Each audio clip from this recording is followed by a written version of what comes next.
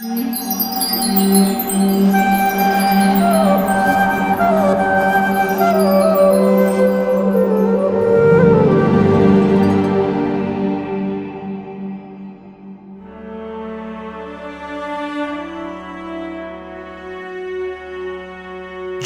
people have a notion that the absolute truth is some power or some form of energy, but the actual fact is that God is a person just like each one of us is a person.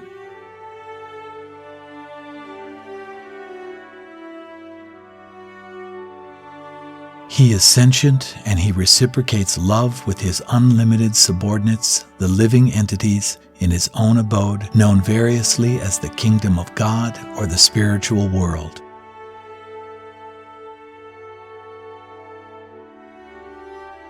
All religions refer to God as a person and not as a power or a void. For example, in the Bible, Ezekiel, chapter 1, verse 26, describes God as having the semblance of a human form. In Genesis chapters 18 and 19, it is stated that God appeared before Abraham in a human-like form, although the form is not elaborately described. There are also many other references to the form of God, such as under his feet, Exodus chapter 24, verse 10, the eyes of the Lord, Genesis chapter 38, verse 7, inscribed with the finger of God, Exodus chapter 31, verse 18. In the Quran too, Allah's face, Waj 55.26-27, Allah's eyes, An-Nun 11.37, etc. are clearly mentioned.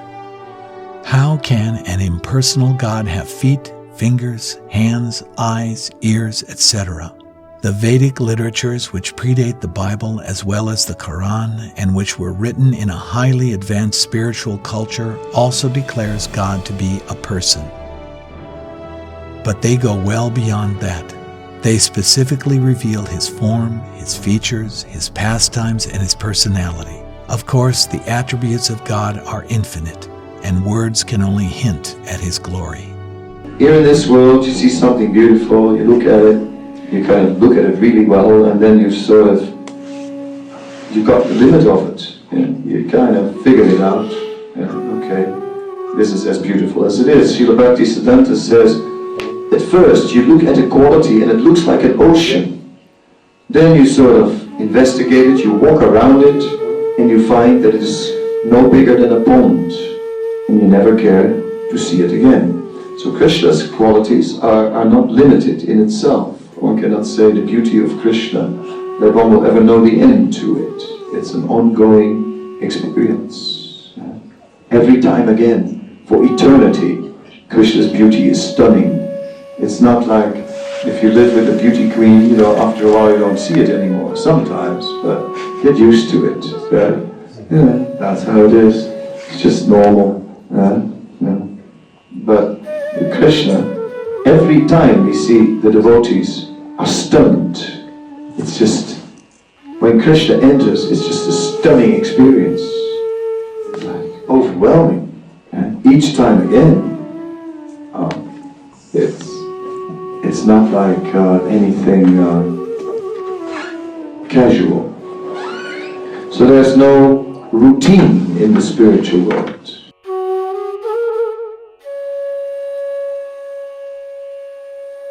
Ishvara Parama Krishna Satchidananda Vigraha Anadiradir Govinda Sarvakarana Karanam.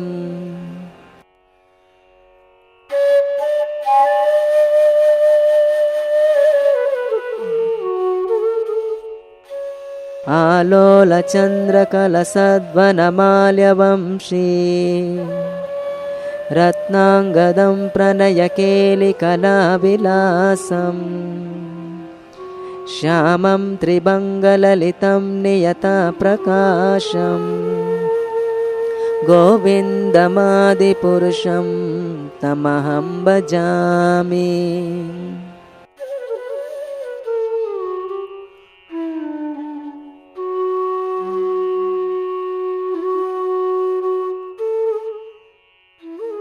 The Vedic literatures clearly indicates that the form of the Lord is inconceivable and is completely transcendental beyond the limits of a sense perception. Nevertheless, he has a form. To help us understand how his form is completely different from ours, the Lord performed a wonderful pastime. When Lord Krishna was still a child, his mother looked into his mouth to see if he has eaten mud. What would one expect to see in the mouth of an ordinary mortal? The oral cavity with teeth, tongue, and palate, nothing worth seeing. Yet when she looked into the mouth of the Lord, she saw the entire universe in his mouth. All the directions, the mountains, the islands, oceans, seas, planets, air, fire, moon, and stars. In this universe, she also saw herself, looking into Krishna's mouth. This pastime illustrates that although Krishna appeared to be just like an ordinary child, standing in front of his mother, he simultaneously contained the entire universe within himself. Thus, the conclusion of the Vedic scriptures is crystal clear. God is a person. This conclusion is the most confidential knowledge taught by the Vedas.